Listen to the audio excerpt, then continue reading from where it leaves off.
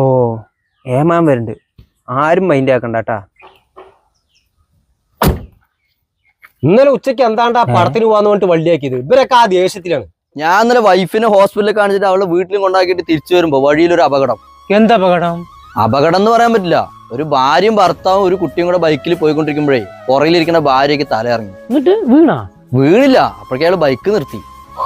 ഭാഗ്യം, വലിയൊരു അപകടം ഒഴിവായില്ല. എന്നിട്ട് എന്ത് ചെയ്ത്? ഞാൻ തൊട്ട് പിന്നാലെ തന്നെ ഉണ്ടായിരുന്നേ. അവര് വേഗം കാറിൽ കയറ്റിട്ട് അടുത്തുള്ള താലൂക്ക് ഹോസ്പിറ്റലിൽ കൊണ്ടുപോയി. അതെന്തായാലും നന്നായി. എന്താണ് അത്ര തലകറങ്ങാൻ കാരണം? BP കുറഞ്ഞാണ് അത്ര. കാലാവസ്ഥ ചൂടല്ലേ, അതുകൊണ്ടായിരിക്കും. നിങ്ങളെ പോലെ 90s കൂടെ കൂടിയാലേ ഇതുപോലെ നന്മാരങ്ങളുടെ കഥ കേൾക്കാനേ നേരം ഉണ്ടാവുള്ളൂ. ഞാൻ പോണു. എമീറേ, ഇന്നലെ ശരിക്കും പടത്തിന് പോകാൻ പറ്റാത്തതിന്റെ ദേഷ്യം തന്നെ ആണോ അതോ? അതെന്താണ്ടാ അങ്ങനെ ചോദിക്കണ്? സാറ് ഇന്നലെ വിളിച്ചിട്ടേ രാത്രി 100 രൂപ GPay ചോദിച്ചു. ഞാൻ ഇല്ലാന്ന് പറഞ്ഞു. എന്നോടും ചോദിച്ചു, എന്നിട്ട് ഞാനത് അയച്ചു കൊടുത്തു. ഇതാണില്ല നീ ആ വരുമ്പോ മെയിൻ ചെയ്യണ്ടെന്ന് പറഞ്ഞത്. ഞാൻ മനഃപൂർവ്വം കൊടുക്കാണ്ടിരുന്നാണ്. ഇപ്പൊ പണിക്കോട്ട് എത്ര ദിവസം അറിയോ? ഞാനൊക്കെ പോണ്ട്, പക്ഷെ ഒന്നിലും ഉറച്ചു നിൽക്കില്ല. ഒരു ദിവസം പോയാലോ പിന്നെ 3 ദിവസം ലീവാണ്. ഷമീറെ, നിന്നെ കുറ്റം പറയണല്ല.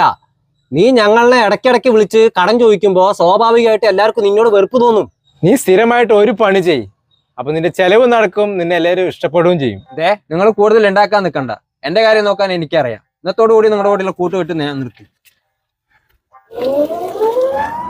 ചേടാ, ഇവിടെ ഇപ്പൊ എന്ത് കിടന്നിട്ട് എത്ര വലിയ ഷോ കാട്ടണ്?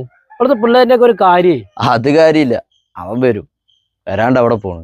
എന്നാലും ഇന്നത്തെ കാലത്തെ പിള്ളേര് പണിയും തൊരവില്ലെങ്കിലും അഹങ്കാരത്തിന് ഒരു കുറവുമില്ല. നീ എന്താണ്ട വിഷമിച്ചിരിക്കണ്? അവൻ പോയനാണ്.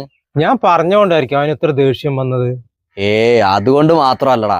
നീ കേട്ടല്ലേ അവൻ നമ്മളെ മൊത്തത്തിൽ വിളിച്ചത് 90s.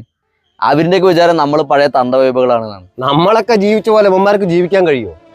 എവിടെ അവിടുത്തെ പിള്ളേർക്കൊക്കെ ചെറിയൊരു പ്രശ്നം വന്നാല് മെയിൻ്റെ ഒക്കെ വേറെ ലെവലിലാ പോണ്.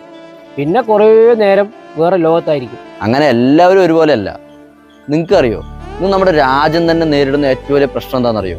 തൊഴിലില്ലായ്മ. ആ ഒരു പ്രശ്നം ഏറ്റവും കൂടുതൽ അനുഭവിക്കുന്നത് ഇപ്പോഴത്തെ തലമുറയാണ്. ഇതിന് ഏറ്റവും വലിയൊരു ഉദാഹരണമാണ് എൻ്റെ വീടിനടുത്തുള്ള കുറേ ചെറുപ്പക്കാർ. 18 വയസ്സിനും 25 വയസ്സിനൊക്കെ ഇടയിലുള്ള കുറേ ചെറുപ്പക്കാർ ഇന്ന് വിദേശത്താണ്. അവരവരുടെ നല്ല പ്രായം മുഴുവൻ കുടുംബത്തിന് വേണ്ടി അന്യനാട്ടിൽ പോയിട്ട് ഒരുക്കി തീർക്കുകയാണ്.